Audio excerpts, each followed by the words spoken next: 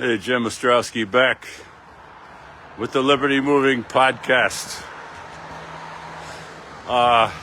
Took a few days off. I was doing some legal work. I'm involved in two complex legal cases that I wish I could talk about. I can't talk about either one, but they illustrate the nightmare of the government legal system. One of my themes is going to be the theme of my final book. I'm on Hurdle Avenue, by the way, because the bike path is, walking over hard-packed snow is very annoying. What can I say? I'm a wimp. So I'm on Hurdle, one of the last decent commercial strips in Buffalo. The political class has killed Buffalo. I did everything I could to stop them, and all I got was constant harassment, constant discrimination in the courts, civil contempt trial in federal court that stole 2 years of my life. The Buffalo political machine destroyed my law practice in New York. Not too many people know that, and it sounds ridiculous, right? The Buffalo political machine destroyed my law practice in New York. They did. They fucking did. So Buffalo's hopeless. As soon as you can get out, get out. There's no fixing it. I did everything I could, and I'm not doing anything more. I couldn't even get fluoride out of the water. Fluoride is a toxic chemical that lowers the IQ of children. And I went down, just going by Bertha's Diner. I love it. She's not in the front kitchen there. I was going to say hello. Fantastic. Buy local for liberty. It's one of my programs. But I went down to testify. Now there's actually an adjunct professor on the council. I have published so many scholarly papers. I have spoken at scholarly conferences, including at the Hoover Institution.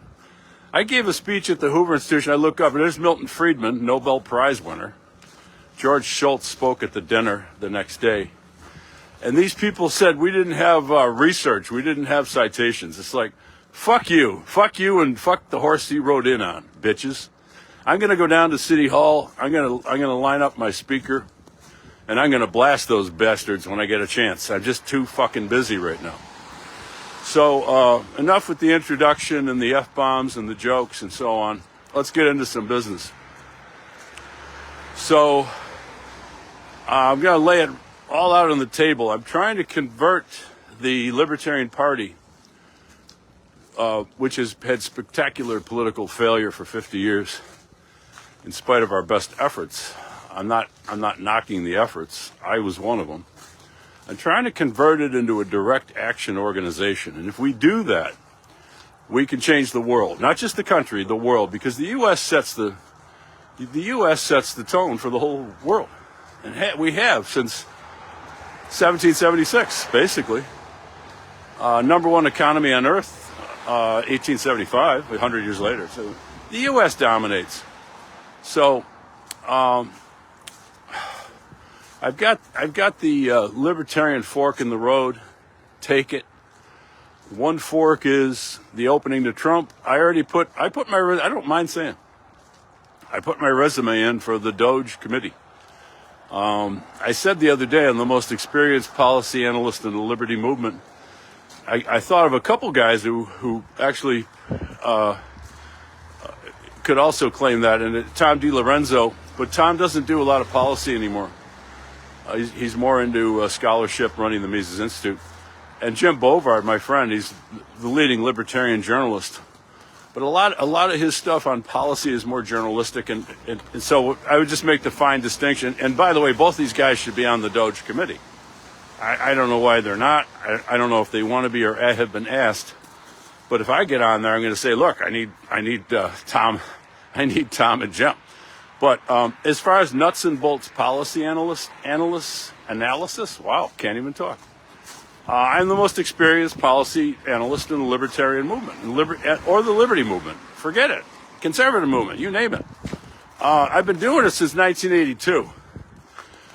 So I'm not going to belabor that point. I've talked about this in prior podcasts. I'm not going to belabor that point. I also put my name in, and again, I don't mind me saying, for the pardon task force that Trump promised to form. My understanding is he is going to form it, and I put my name in for it. I assume that neither of these positions is a salaried position. If it is, I'll do the job. I will reject the salary. I don't take. I'm not going to work for the government.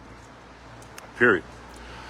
So the other fork in the road, as I said, is I want the Libertarian Party, and I'm being very upfront about this. This isn't like a sneak attack. I posted an open letter at like midnight, on election night. I knew what the result was going to be in advance, and anybody who follows my podcast, you knew 2 months in advance who was going to win the election.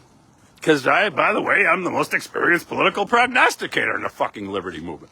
By the way, I'm going to be at Ralph Larigo's conservative breakfast later at 9:30. I'm going to bring a few books with me in case you haven't seen. If you want a review copy, I don't have any reviews of my book. I wrote a book that took down the gun control movement in the United States. I don't have a single review. What am I supposed to do? Nobody, I can complain, but nobody's going to give a shit. But I will have a few copies if you want to buttonhole me. Whoever asks first is going to get them. But I need some reviews, ladies and gentlemen. I'm going to get into the topic. Don't worry about it. I'm just sort of spitballing here. I hope you get a little feel. This is where I first started taking my walk 5 years ago. I don't do this route much anymore because I prefer the bike path. It's much quieter.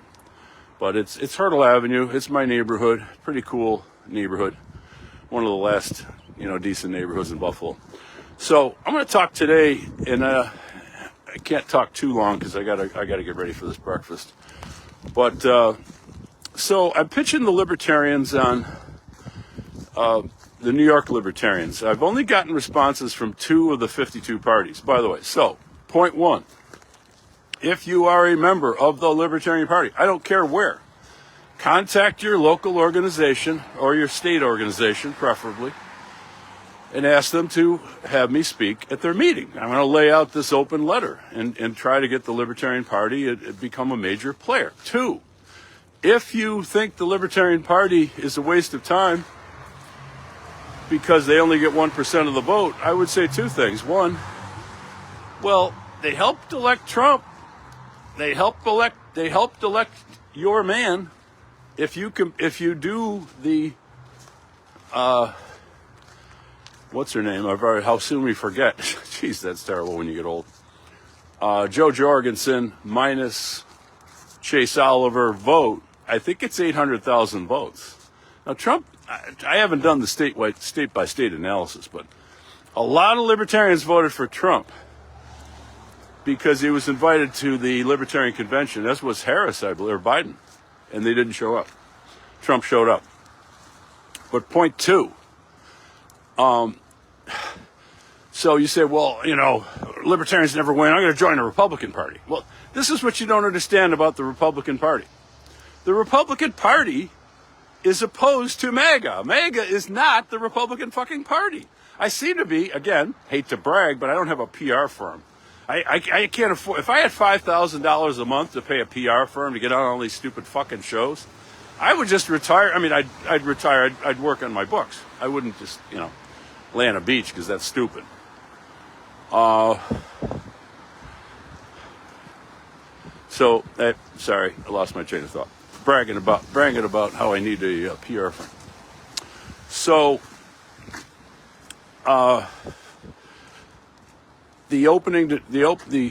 I'm trying to get the Libertarian Party to do is adopt direct action. So I'm meeting with them. I've only met with 2. I've only gotten contacted by 2 of the 52 organizations. So please contact them. And again, if you're retracing my mental steps here, the Republican Party. My point is, I'm the first analyst to explicitly state that there's 3 political parties in the United States. There's the Republican Party, which has been an absolutely useless fucking fraud scheme since 1913. See all my books. there's the Democratic Party we all know and hate. And then there's MAGA. MAGA's clearly a different party than the Republicans, although they're stuck in the same institution somehow. So if you think I'm going to support my local Republican Party and that's going to help Trump. No, it's going to help the Republican Party, which is a bunch of hacks. Now, I'm not going to go into that right now. I've done podcasts on this, folks. My podcasts are getting like 300 to 500 views, which is ridiculous because the content is not matched anywhere else. So here's what I suggest to you. Switch from the Republican Party to the Libertarian Party. And as a direct action movement, you can still vote Republican. It doesn't matter. The Libertarians aren't even on the ballot because their stupid lawyer, Jim Ostrowski, lost the case. Actually, I did everything I could do. And we lost in the Second Circuit. Supreme Court refused to take the appeal. So I'm trying to grow. I'm not trying to destroy the Libertarian Party. The first thing they're doing now, they're just ignoring me, and they think I'm going to go away. I'm not going away. Like, I will literally go to each state convention and just buy a ticket, and I'll buttonhole everybody on the way in, and I'll set up a table or I'll pay for a table.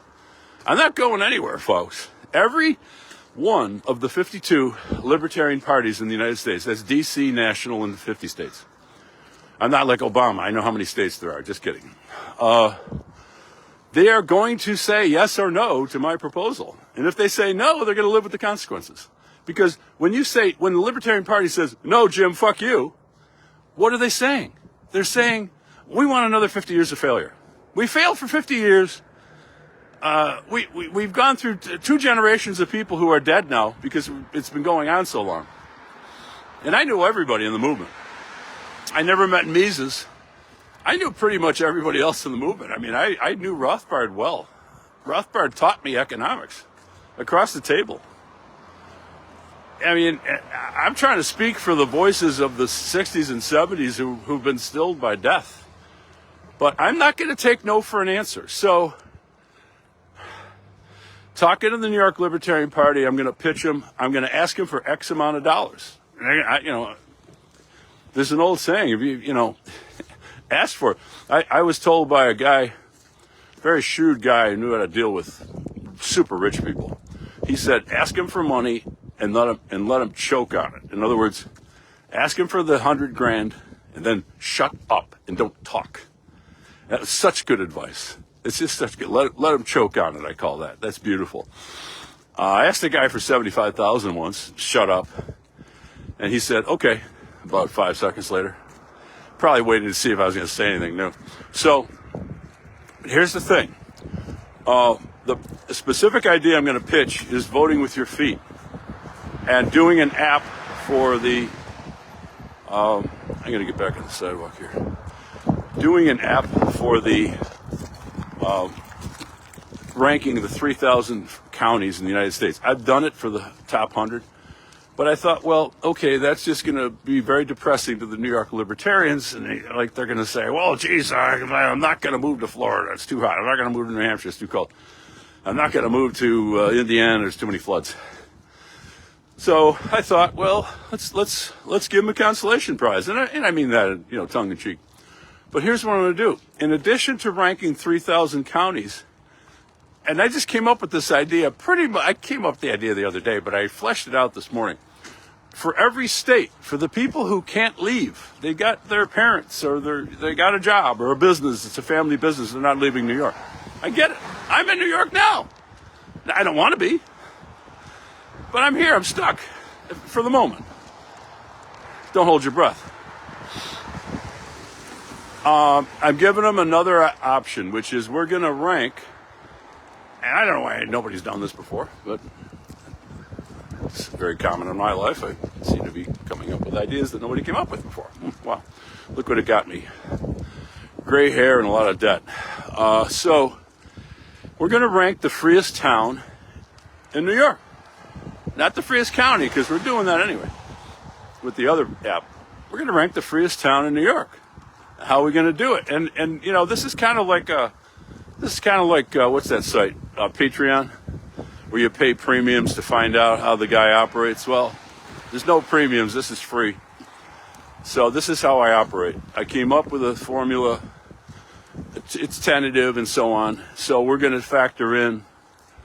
Obviously, state and federal is uniform everywhere. So we got to look at state. We got to look at local, county, and school districts. So we're going to factor in the sales tax. That doesn't yield much because there's only a few counties that are at 7%. We're going to factor in the county property tax. That's a major factor. The biggest factor is probably school districts, because the 60% of the property taxes in New York typically go to the school district. And, you know, people are always focusing on the town and the county, the town and the county. It's like, man, follow the money. The money's in the school districts, folks. So what else are we going to look at? We're going to look at crime, because, yeah, the government is the main violator of your rights in our society, by far. See my new book. But crime is also a violation of your rights. And, geez, I turned the corner, my selfie stick needs adjustment. 8:17. Geez, I think I might have time for a cup of coffee at Dash's. So, crime is a major factor, and for good or for ill, the rate of crime in New York differs greatly. And then the other factor I come up with, and I might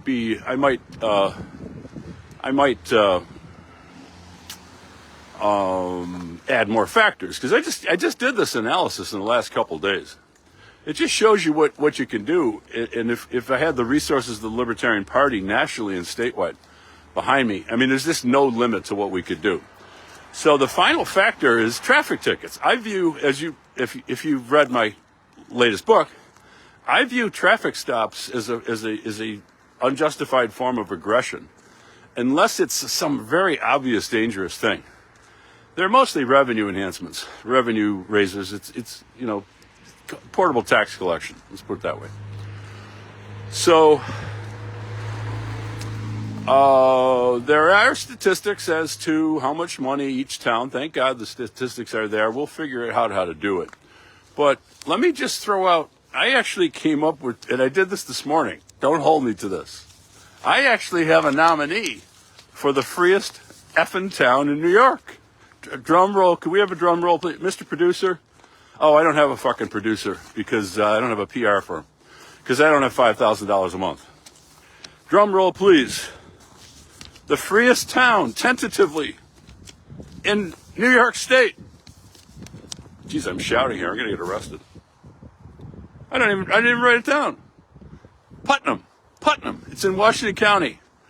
That's one of my nominees for freest towns in New York State. Putnam, New York. It's in Washington County. And I don't know much about it. It's up near Vermont. It's like kind of on the side of the Adirondacks. Anybody from Putnam County? So here's what we're going to do. And this is just spitballing here. Interesting thing. You do a little research on Putnam County. Putnam County is named after a hero of the American Revolution named Israel Putnam. And man, talk about a stud. I just read his Wikipedia article. This guy crawled into a wolf's den and shot the wolf because it was attacking the livestock. What a stud. And he was a militia guy. So Israel Putnam. When we announce this award in the town square of Putnam, if Putnam makes it, whatever, or if, let's say they're in the top 5, we're going to have that event right in front of Israel Putnam's statue. I mean, folks, I'm one of my other hats, I'm a political consultant. I know how to organize a press conference, believe me. So once we go through this process, if the Libertarian Party gets behind this, because I can't do it myself. I have a trial on Monday. I'm overwhelmed with legal work. People call me all the time. I can't do it myself. I need help. I got the ideas. The party has the money and the troops and the talent. There's so many smart people in the Libertarian Party whose talents have been wasted because politics is fucking rigged. So we're gonna let's say Putnam wins. We're gonna hold a press conference there. We're gonna give awards to the mayor and the citizens of the town. Maybe we'll buy him a donut at a locally owned diner. Donuts, of course, are bad for you. You know my views on that. We're going to invite the realtors to come to the press conference. We're going to send this press release out all over the world. Who wants to live in the freest town? New York's a beautiful state. If we just got rid of the disgusting political class, I'd probably be staying here for the rest of my life. Let's get the realtors in there to promote. Let's get a lot of the local community organizations are bought off with political money, so they won't show up. But realtors have market incentives, and they'll probably show up. Then we're going to follow up by holding other direct action programs in Putnam, if Putnam wins. Jury education programs to further strengthen the liberty of current and future residents. We're going to meet with the county sheriff, because the county sheriffs in upstate New York they're pretty good. They're pretty libertarian. I know, I met with 10 of them once, and the thing kind of fell apart because of the lockdown. They were ready to do some real stuff. County sheriffs is where it's at, and the Libertarian Party should run candidates for sheriff, even though I'm discouraging them from spending as much time and energy on elections. I'm not saying they shouldn't do elections at all. They should focus on offices like the sheriff. So Dr. Ruth is from Putnam. Outstanding. I hope is she still with us? Can't remember. There's a website where you can check. So let's make some house signs promoting Putnam as the freest town in New York State, and promoting the Libertarian Party as well, and direct action programs such as the ones at libertymovement.org.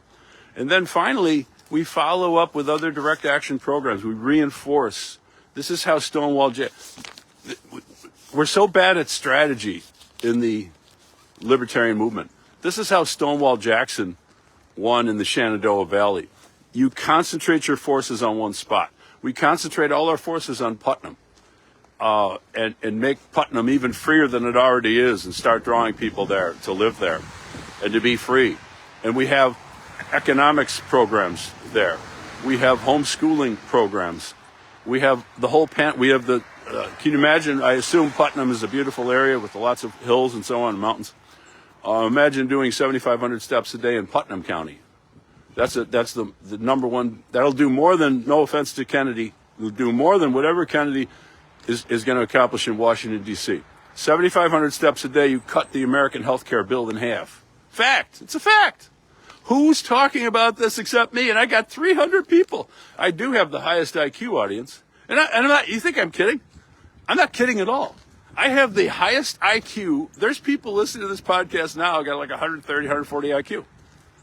I got some of the highest, smartest people in the country. I just need more people, folks. I run circles around all these other clowns. I don't mean my fellow libertarians, because I love them all. I'm talking about some of these people. I don't want to tear down other people. It's not going to help my life. Forget it. Forget what I said. So that's basically it. Libertarian Party week from Sunday, I think it is. The committee, please contact your Libertarian Party, whatever state you're in. Urge them to support what I'm doing. If you're not in the Libertarian Party, join up. You can still vote Republican. But join up and say, I like this direct action idea. In case Trump doesn't drain the swamp because of all the opposition there, we got to have Plan B. And I don't think this is Plan B. I think this is Plan A. I did a podcast on this. I think that Trump will accomplish some things, but not in the long run. It's not going to do it. It's all about direct action. It's all about direct action. That's the future of the country. So I'm starting with the Libertarian Party, but I'm trying to get the entire opposition party, you know what I mean, involved in direct action. So just because you're not in the Libertarian Party doesn't mean you can't help. You can join. You can, and you can also help me out by, if you have any contacts at all with the Trump people, get me on that Doge committee. I've already written the book. I have like a book half written. I wrote an article about the budget like 20 years ago. I've analyzed all this stuff already. And get me on that pardon committee, because as a criminal defense lawyer for 40 years, I know how to pick apart all the arguments. No U.S. attorney is going to snow me on, oh, this was a valid charge. Because it's bullshit. I've been doing it for 40 years. I know it's one thing to be for pardons for people. It's another thing to have the legal background. And also my father was a judge for 30 years, and believe me, that helps. To have the legal background to explain why people should get pardons, because there's going to be a lot of pushback. with the J6 people. I was a J6 amicus curiae litigant in the U.S. Supreme Court. Fact. So I'm going to stop talking now. I've said enough. Thanks for your support. The highest IQ audience podcast in the United States. And I'm going to be at the Conservative Party breakfast in about an hour. Thanks a lot, everybody.